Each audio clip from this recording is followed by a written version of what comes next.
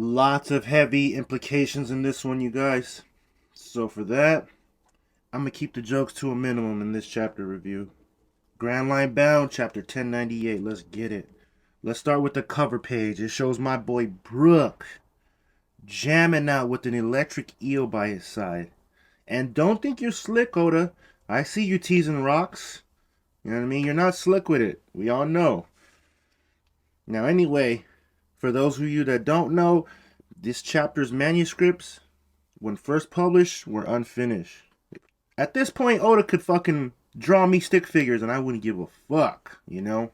But he even writes a note on Brook's pants, like a little sorry note or whatever. But I blanked it out because I don't want the copyright police to fucking come in and snag me on YouTube. So, your boy is doing it dirty. Let's go. But people were worried when this chapter first came out. Like, oh, is Oda okay? Is his eyesight getting all fucked up? Blah, blah, blah, blah, blah. Most likely it was Oda just, you know, not following routine, not following his schedule. He was like, man, fuck, I'm gonna chill out for a second, bruh. Shit. And shout out to Vax, the lurking legend, my Nakama over the TLA. He's I think he was the one that said that the last time Oda didn't finish a manuscript, I think it was because he was crying so hard or some shit like that. So this chapter is pretty heavy. I can see why on this chapter. This chapter was heavy. Regardless, we gonna still get it until we can't no more. Let's go. Let's get to the chapter though. The chapter starts off in Baltigo. Of course, this is a flashback. But Ivonkov is getting a distress call from another RA soldier asking for backup. Now this RA soldier is in the South Blue. And Ivankov's like, Nah, bro. Can't help your ass. I'm way over here in the Gold Kingdom. Fucking get it together, man. Shit. Plus my news crew is about to start. I can't miss that shit, man. Fuck. Kuma volunteers to go. And Ivonkov tells his ass to calm the fuck down. Bro's on a mission ever since he found out that Ginny was captured. Bro's rampaging through shit. A couple things I want to point out. Number one, we find out that Ginny caught the eye of a particular celestial dragon. Hence why she was targeted. I mean, that plus she's a fucking Revolutionary Army soldier. So... But number two, this is where shit gets kind of heavy, okay? And this is why I said there's some heavy implications in this chapter. We find out that Ginny was taken on a world government ship because the piece of shit celestial dragon, whoever captured her, wanted to marry her. On some fucking ultra sleazebag type shit, yo. And honestly, yo, like... Celestial dragons are fucking pieces of shit, man. I swear. Celestial dragons are the fucking worst. That's some straight bitch ass shit. Like, oh, I want to marry somebody, so I'm gonna send some people to go fucking capture you. You straight no riz, little dick having ass little bitch. Sorry, guys. Now, while all this is going on, I do want to point out that Oda chose to draw the RA's flag right here. Now, along with Big Mom's Jolly Roger, I do think that this is one of the most intriguing flags or symbols in One Piece. But let's continue on to the sad shit. Kuma, Dragon, and Ivankov, while they're on their ship, get a call from Ginny. And she tells them that this will have to be their last goodbye to each other. And I'm like, fuck, man. Kuma can't get a fucking break. Kuma can't catch a break, man. These last couple chapters has been... just a sad fucking story for him. Ginny says that she's close to passing away. She's at, you know, it's almost a wrap for her. And she asks Dragon to watch over Kuma. Of course he will. Well, for the most part. You know, Kuma's like, what the fuck are you talking about? Bam! He takes the fuck off. He heads back to the one place that he knows she will go. The Sorbet Kingdom. You know, because that church in the Sorbet Kingdom was their home. Turns out when he gets there, she's already gone. She's already passed away. And it seems like wherever she was, whoever she was with, whatever situation she was in, she contracted a disease, a rare disease. And this disease turned her body blue, and it made her skin harden like stone. She used the last of her days crossing the ocean to get her baby to safety, to get her baby to the Sorbet Kingdom. Right then and there, Kuma vows to raise her well. R.I.P. Ginny. Kuma's a great father. I mean, I love how Bonney just looks super little in his hands. He's fucking. This dude is ginormous. Even the village elders tell him that basically she has to sleep in an iron cage because this fucking giant monstrosity of a man might smush her in her sleep. Now, the story gets a little bit more fucked up. Let's keep on going. It skips on ahead a little bit, and you see Kuma in a church, and everything's boarded up so that sunlight can't enter. You know, real post-apocalyptic style type shit. And he tells the guys to get in and close the door. And that's when Kuma shows that there's a mark on Bonnie's face. Turns out that she developed the same illness that her mother had. Real fucked up shit, man. We skip ahead, and Bonney is tormenting all the little fucking children that are teasing her. You know what I mean? They're teasing her that she's a vampire. You gotta watch out, Oda. Vampire piece is real. You're gonna send all the theorists into a frenzy mentioning vampires. You know, Bonney whoops all their little asses. That's right. Beat their little asses, Bonney. And then Kuma tries to console her later because he knows that kids can be little assholes, you know. And these little twerps are making fun of her illness. And Kuma's like, oh, you mean your jewels? Fucking love this shit right here. God, I love Father Kuma, man. Get it? Father Kuma, because he's a pastor. Get it? Whatever. And also, when he mentions jewels, I'm like, number one, who named her? Was it Ginny that named her? Did Ginny name her because she knew that she was going to have this illness? Did she have this illness and then they named her? Like, what's up with her name and why does it fit so perfectly with all of this shit? Afterwards, Kuma asks her where would she like to go once she gets better from all this shit. She casually drops Skypiea on us, bro. Fuck! You know what I mean? She even drops Nika on our asses, bro. She's like, maybe we'll see Nika up there. Oh my god, that panel. Oh my god, that panel would break me. If Kuma saw Nika, if Kuma saw Luffy, Sun God Nika type shit. Oh! She even drops like Fishman Island and shit. She's like, maybe I'll go to Fishman Island. Maybe when I'm like 19 and shit. Fuck! Yeah, it's a great. This is hype, Oda. Anytime you mention Skypiea, it's straight hype. Alright, but back to the sad shit. A doctor that looks like young Crocus tells Kuma that his daughter has an illness called Sapphire Scale, a disease that's uncurable. Now, these stones grow at a rapid pace when exposed to sunlight or even more fucked up, moonlight. So you can't even be outside at night. And even if you completely prevent exposure, they still fucking grow. Some fucked up shit, yo. The doctor says that poor little Bonney only has 5 more years at best. And then that's when Bonney runs in the room and completely scares the living shit out of Kuma. And she tells him that she's basically been listening to the whole conversation. And she's super naive about everything. She's like, well, that means I have till 5 more years, right? So after 5 more years, I'll be good. Let's get it then, Dad. Let's get the fuck on. Let's travel. She has a childlike innocence about it all. The chapter ends with the old folks barging in and telling Kuma that King Becori has returned. Even worse, this fucking bastard hasn't subscribed to Grand Line Bound. Oh, hell no. I'm gonna beat that ass. Final thoughts, let's go! Yo, this chapter was fucked up, yo.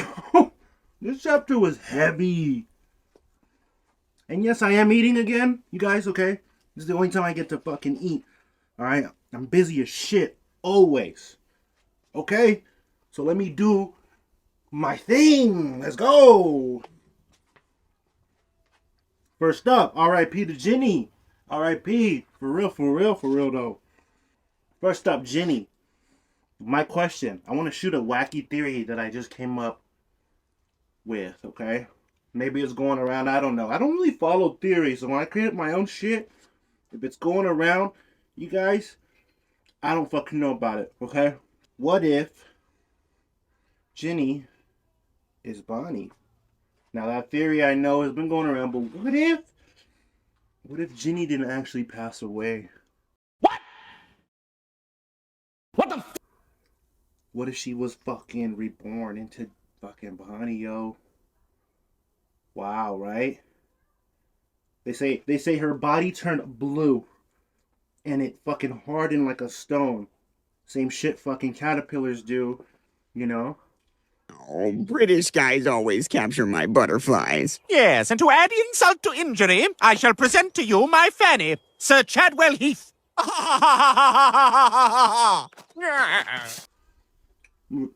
Seems kind of like a transformation or something.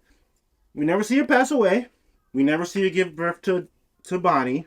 We don't have to see those things that strongly imply that she did, right? We didn't see her whole body, right? We just seen her hand all fucked up and shit. What if she transformed like a cocoon into what we now know as Bonney? I do want to point out, in real life, there is a thing called the jeweled butterfly, which is blue. Just want to throw that out there. I don't know. It don't matter though.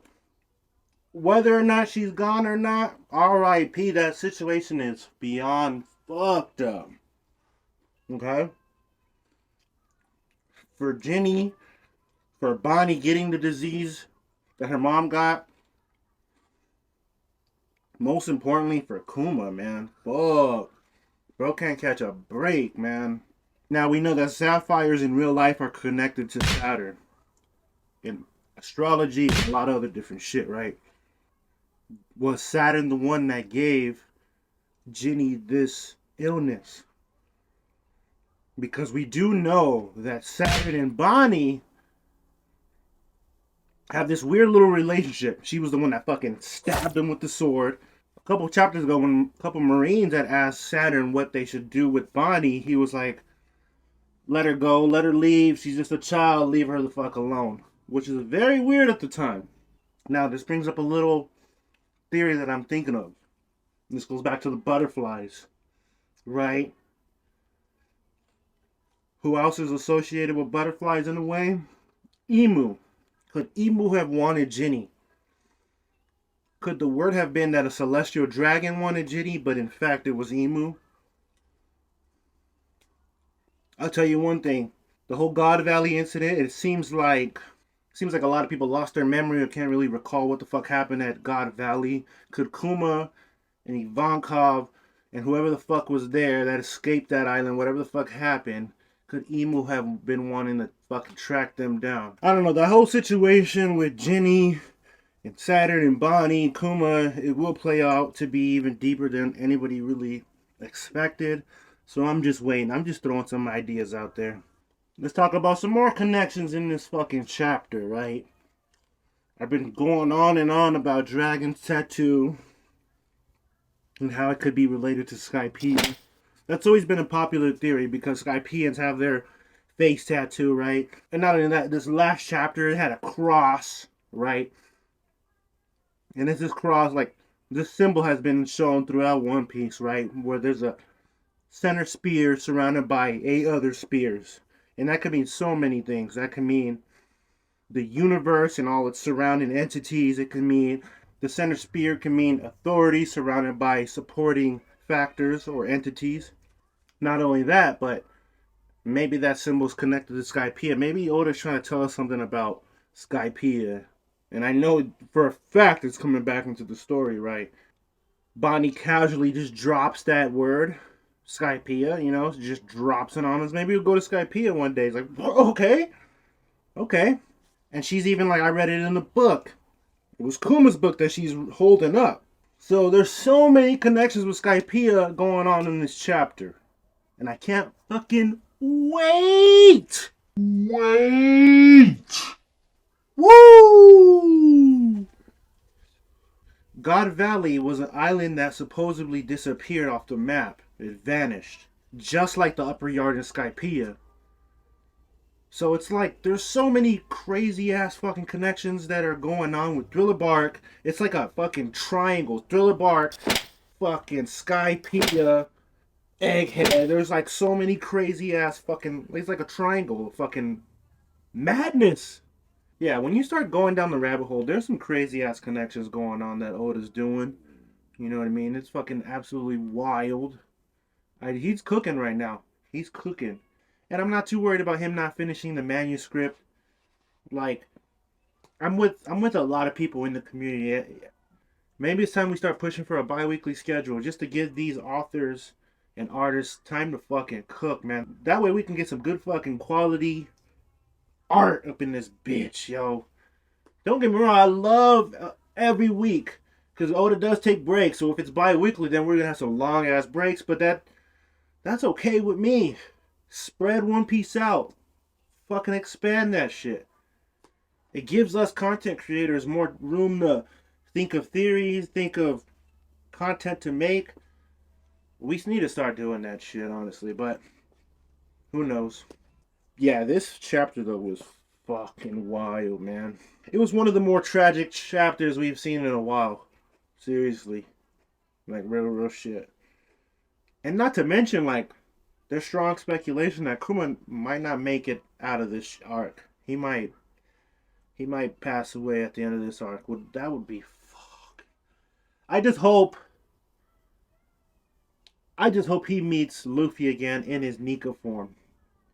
Oh my god, if we see Kuma and Luffy fucking dancing, doing the Nika dance, I will lose my shit.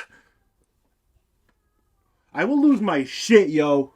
I will lose my mind. That panel will break me. Oh. Woo! Alright, guys. Till next time, baby. Let's go. Let's get it. I'm out. And I can't fucking wait!